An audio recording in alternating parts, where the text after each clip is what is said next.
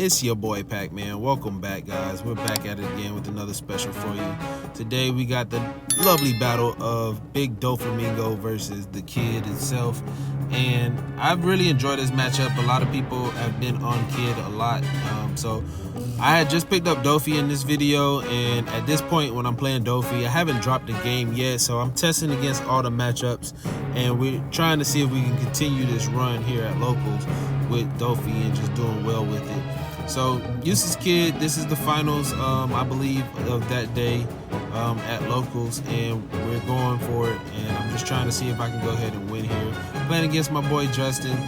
He's got Kid, and he's been on Kid since it came out. He's got some of the deck almost fully rarity by now, I believe. But we're just getting into this game, and I've been on Doffy a lot. Doffy's my main, and I do think it's one of the best decks in the format. You just take some skill and some piloting and learning the matchups. We did our typical turn 1, turn 2. I didn't see Perona on 1, which kind of puts me behind a little bit. So we're going to go ahead and try to see if we can get there. And on turn 3, I just go ahead and swing with my leader. And then I play my Doffy because I didn't want it to get rested off of like a Punk Gibson or something. So I'm going to go ahead and set up my top 5. This is the second backup plan if you're a Doffy player that you want to see your Doflamingo 3-drop blocker on curve, so that way you can go ahead and set up your top 5. It's very unfortunate we didn't get Perona though, because Perona really just changes the game against this matchup. He played Nekamamushi, aka Cat Viper, and rested my blocker. So my blocker technically did its job, but he was able to establish a board here. So with that being said, it's a little difficult because now he's just going to start playing defense until he's able to create his end game and just pressure with his leader. One thing about Kid is a very defensive deck with an aggressive leader, and if you're able to pilot it very well, you can do both throughout the entire game, which is really cool. So I do like that about Kid. So I'm going into my next turn here, and I already have my top 5 set. So he's got 2 blockers. We're going to go ahead and swing 7. He's going to snap block. I'm going to go ahead and play Teach. My autos go first, so I bounce the Kid back to his hand. And, well, not the Kid. I bounce the killer back to his hand and swinging at the Kid, but he just blocks with Veggie, and I'm going ahead and trying to establish a board. So then I go ahead and swing 7 with my Doflamingo because I have nothing else to do with my Don. So it's like I gotta apply pressure and I gotta do things to try to control his board and, you know, get to the end game at some point. So one of the cool things here, he go ahead and plays this Law to pick up his Neko, and then he replays Killer and, well, the other Killer that kills a card in rest mode. He kills my blocker.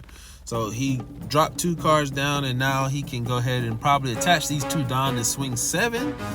But he just swings 5, and swinging 5 at my Teach, I go ahead and protect it because we want to keep some board presence and be able to do things. So we're going into our next turn here. I believe we're at 8 Dawn now, and we have to figure out a way to apply pressure. His hand is getting very small on his end, so one of the key points in this game is knowing when to press life and when to just hold up for defense. So there's a lot of different things that I'm thinking about that's going through my brain right now, and I'm like just planning out my Don. I'm like, okay, cool, we got 3 Don here. I gotta put 3 Don on leader, well, use 3 Don for leader, a Don on Teach, and that's just like me poking at his life. And then we still have 4 Don to do whatever else that we need to do. He has this blocker here, so we want to be able to take care of the blocker. So I go ahead and decide to swing 7 with Teach. He blocks, and he's gonna Paradise Waterfall and restands it. So now he's down to like, I believe, 4 cards in hand. So we're getting cards out of his hand. I tap 1, play Perona. We set up the top 5. I got that off of life, or I drew it, one of the 2. And we're just trying to get to the point yet again to get this board under control to where we can get to this end game. Now, Justin has been playing very good defense as well as controlling my board, so that's where the green defensive side of the deck comes in and just really starts to shine. And it's one of the cool things that I like about Kid. I just don't play it because everybody plays Kid. I did pick up the deck to kind of like, you know, understand it and try to figure out more of the ins and outs of the deck, but it's something that, you know, you have to do, especially if you want to be great at any card game that you decide to play. So I go ahead and utilize all my Don. I snap this Kuma down, and this Kuma is a beautiful card in the deck. We max out Kuma in this deck because we play it off our leader, and when this Kuma dies, we can play a Pacifista from hand. So that's something that I really do like because it helps you establish this aggression. And he taps 5 here and goes ahead and play a killer and actually tapping 7. He plays a killer and a Basil Hawkins. So he doesn't have to really swing with his board, but he goes and swings 6. I knew by him investing all his Don, he didn't have a way to kill my Pacifista, so I go ahead and play my Pacifista and block with the Kuma and let the Kuma die. He passes turn, and now we're back into my end. The card that's going to cause me the most problem here is this Basil Hawkins, so it has to go. I'm at 10 Don, and we're either looking for a Draco Mihawk here or a 7-drop Doffy to put it back in his hand. Preferably the Mihawk, because we want to put it at the bottom of the deck so he can't get it and he doesn't have any more card advantage. But we want to go ahead and make sure we can clear this board. He's at 3 life, but he has a board, and he can basically apply a lot of pressure if he doesn't do anything with his board. So I'm planning out my Don yet again, trying to figure out what is it that I have to do to succeed here. So we're thinking, and it looks like I go 3-3-3-1, and that's just something that I do just to kind of like decide whether or not I want to attach my Don. It's just an easier way to, you know, kind of figure things out. So I'm flipping Don around. I'll go ahead and pay 7. So this way I can use hero power, which is making my Doffy leader a 7, and then swing and paying 1 to play something else on the board. I don't remember what I set up on the board here, but the only reason why you do that is so that way you can, you know, do those things as far as hero power and then going into whatchamacallit. But I believe I did not set that up with my Perona because I knew I was going to attach a Don here, and I swing 5 with the Teach. He blocks and draws a card. So now it's like, okay, what is the next step here? So I just go ahead and I decide to swing 6 with Pacifista. Pacifista's gonna get a 2K out of his hand. He doesn't decide to block. And then I go ahead and swing 6 again with my leader, and I leave 1 up. So this is probably me leaving 1 up for a spotter to refix my top 5 or top 3 because I didn't use my leader skill to play a card. So that's the one thing I do like about spotter on defense. I know a lot of people don't either run spotter. They favor Love Mellow more. Don't get me wrong, it's a really great card. And I do have my deck profile coming out soon since I've been playing a lot of Doffy, like I said. It's the list that I'll put out is going to be the list that I would have taken the Treasure Cup. So now, here's the thing. This 8-drop comes down. And then he plays an Akiku off the 8-drop, puts a Don underneath it. He has 1 Don up. So he can either leave this Don up or he can go ahead and swing 6 with the leader and try to either kill my Teach or kill my Pacifista. Because I have a card on board that's going to allow me to apply pressure to this kid. He swings at the Marshall D. Teach, aka Blackbeard, and we're trying to see if we're going to protect it. We go to 6, fix our top 3, and I'm not sure if I let it die here or if I go ahead and continue to keep it. I didn't let it die. I combo the Kuma out of hand because all I could do is pay 4 and play it, and I don't have another Pacifista. So at that point, I was just like, all right, cool. We want to keep this board here. We are at 10 Don. He has little cards in hand, and he's kind of in the driver's seat at this point because of the simple fact he has this 8-drop kid, and this 8-drop kid is a huge problem in the meta. Not saying the card is broken at all because it can be killed. Red has Otama Jet Pistol. Blue has Draco Mihawk, which is really the only answer to it. Or we have to curve out and go Virgo, Mihawk, and Doffy, which is 5, 7, 9. in that order. If we can see those 3 cards in that order before they drop 8-drop kid, we're in the driver's seat to kill that 8-drop kid. Because if they don't have the blockers and they don't have the defense in hand to counter out, then we can basically clear their kid to where they either have to play another one or they have to do other things. So I go ahead and attach all my Don here, and I force him to block with this with his law, because I knew how much combo power he has, and then I just like, all right, bump it. We're just gonna swing at the kid here and put all these cards in all into it. So he out combos it. I can't swing anymore, so I just pass. So now this kid is still on the board. He's at 10 Don. I'm at 10 Don, and he can just do multiple things.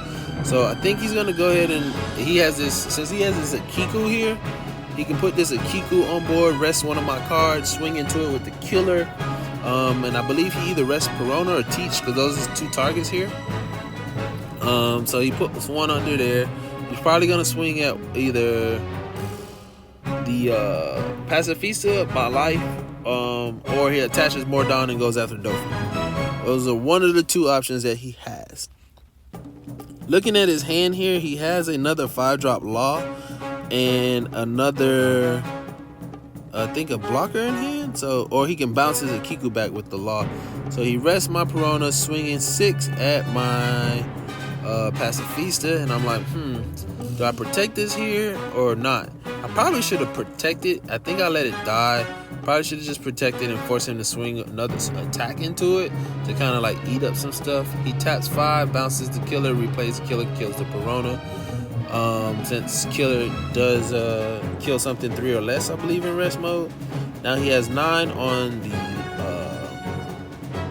the 8-drop kid, and then he goes 7 on his leader. And now he swings 9 at my Doffy, and this is him just clearing board. And like I said, remember, it's an aggressive deck that applies, that has a great defense, should I say. So he can apply pressure with this 8-drop kid and his leader, and then set up defense to kind of create a stone wall. So this is me just reading this kid, and I'm like, oh my god, this kid is annoying. So he's got another blocker on board, and I have no way to clear it based on board presence. And I'm really thinking it here. I'm like, I gotta save this Doffy, but can I do it? And is it worth me dropping my hand to save this Doffy? So I'm thinking, and I'm like, yo, what's up? I gotta let it die, let it go. So with that being said, this is where the kid player starts to pivot and starts to take control of this game. And Justin did it really good here. I can't blame him for it. He thought he was going to lose this match because he always knocks himself on saying he's not the greatest player out there or whatnot. But he's getting better with the deck for sure. And the more you play a deck, the better that you get at it. So I'm trying to go ahead and see if I can go ahead and do what he did to me just now. Clear his board and get rid of this kid, because I gotta swing at this kid. This kid is a pain in my left butt cheek right now. So we gotta get rid of it, and that's the only way we can basically win this game, because he's at 2 and I'm at 3 life. So he can easily just turn his card sideways at my life next turn and just like has lethal on board simply with this Akiku, the Law, the 8-drop kid, and then his leader has a double swing. So all he has to do is just like pretty much put his Dawn out evenly and do the math, and I die next turn. So I'm not in a favorable situation here. So it's just more or less like, how do we get there? And I'm like, oh, swinging at the Akiku, and I'm like, man, I keep forgetting that this kid is here. So remember, like I said, this is one of the earlier matchups.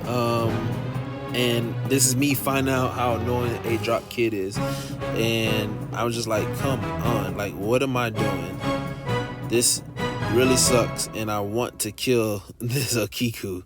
This Akiku's, like I said, is causing the most problem. And me playing this matchup for the first time with the newer cards from Romance Dawn is just like, all right, where do I go from here? So I'm counting my Dawn. I grabbed 7 Dawn, and I'm like, he's got a blocker on board, but if I just attach 7 Dawn to my leader, he's just gonna block it. And this is not the right play. He blocks, that dies. I have 3 Don left, and I'm like, all right, well, this is tap 3, play blocker, and blocker looks at top 5, and I just go ahead and start to rearrange my cards now, because now, once again, like I said earlier, I'm on the back foot, and this is where Kid can just thrive. Like, if he would have just saved the blocker, if he had it, I'm not sure. Couldn't really see his combo power in his hand, but it looks like he didn't have anything. He had a 7-drop Kid, another Kiku, and I can't remember the 3rd card. But he only had 3 cards in hand, so him protecting his Kid or seeing the law blocker was really huge. So he gets the 7-drop out, and he goes ahead and swings at my life, resting the blocker. I'll combo, and now I'm like, all right, what are you gonna do? Where are you gonna swing? You gonna swing at life? You gonna swing at my board? And he goes and swings life. I have to take this 9. Then he has a leader swing that's left.